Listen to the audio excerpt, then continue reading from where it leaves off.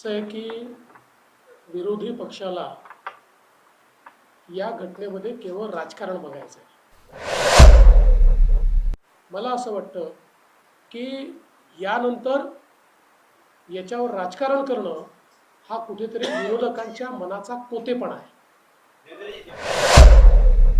इसलिए कांग्रेस के सर्टिफिकेट की आवश्यकता ही नहीं. असं आहे की विरोधी पक्षाला या घटनेमध्ये केवळ राजकारण बघायचं आहे.